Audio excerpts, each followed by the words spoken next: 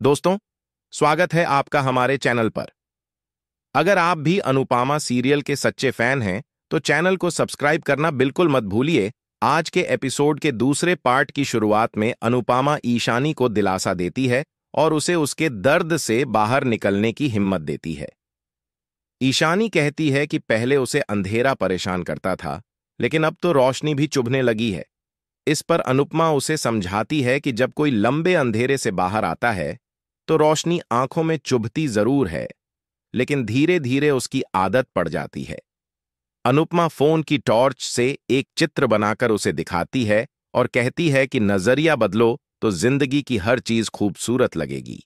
ईशानी अपनी बहन परी को लेकर रो पड़ती है और कहती है कि उसने अपनी ही बहन का घर तोड़ा है, उसे खुद से नफरत है। अनुपमा उसे सांत्वना देती है और अपने साथ ले जाती है।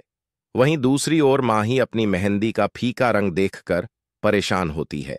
राही उसे ताना मारती है कि यह भगवान का इशारा है, लेकिन माही इसका दोष अनुपमा और अंश पर डालती है। दोनों में बहस हो जाती है। तभी मोटीबा राही को समझाती है कि वह अनुपमा की उंगली छोड़ दे और शादी में कोई ड्रामा न करे। राही गुस्से में वहां से चली जाती है, लेकिन मोटीबा ख्याति को चेतावनी देती है कि अगर उसने राही को नहीं समझाया तो उसे भी परी की तरह मायके में बैठा दिया जाएगा। इधर अनुपमा ईशानी को बाहर लेकर आती है और कहती है कि हमें लगता है कि सिर्फ हमारे जीवन में दुख है, लेकिन अगर आसपास देखें तो बहुत से लोग हैं जो हमसे भी ज्यादा परेशान हैं। अनुपमा उसे बलून बेचने वाले, हॉस्पिटल के मरीज और आम लोगों की मेहनत दिखाती है, जिससे ईशानी को जिंदगी के मायने समझ आने लगते हैं। अनुपमा उसे समझाती है कि गलतियां सबसे होती हैं, पर उनसे सीख लेकर आगे बढ़ना ही सच्ची जिंदगी है। ईशानी अनुपमा के गले लगकर रो पड़ती है और कहती है कि वह कोशिश जरूर करेगी।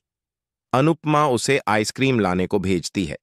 तभी अनुपमा को एक कॉल आता है जिसमें उसे कैटरिंग का ऑर्डर दिया जाता है।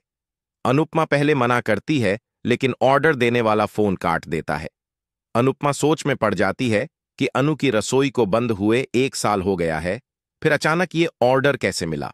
दूसरी तरफ राही अंश से कहती है कि हमें गौतम का सच सबके सामने लाना होगा ताकि माही की जिंदगी बर्बाद ना हो।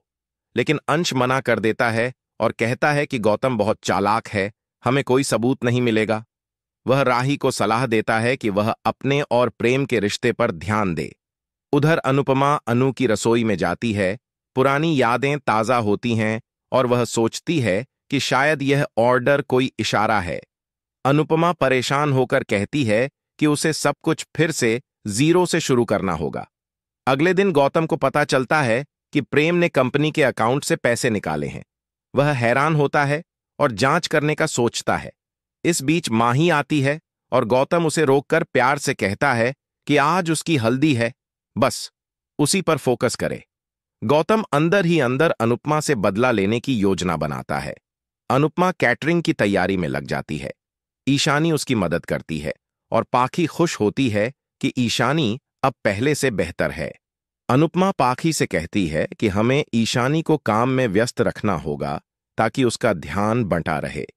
तभी लीला आती है और अनुपमा से पूछती है कि इतने महीनों बाद उसने फिर से ऑर्डर क्यों लिया।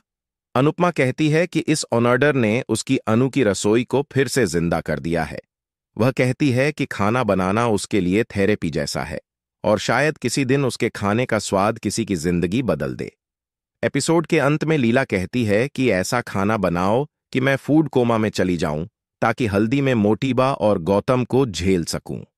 यह सुनकर अनुपमा चिंतित हो जाती है और अब आने वाले एपिसोड में धमाकेदार मोड़ देखने को मिलेगा, जब हल्दी रस्म में अनुपमा गौतम को हल्दी लगाने के बहाने एक जोरदार थप्पड़ जड़ देगी।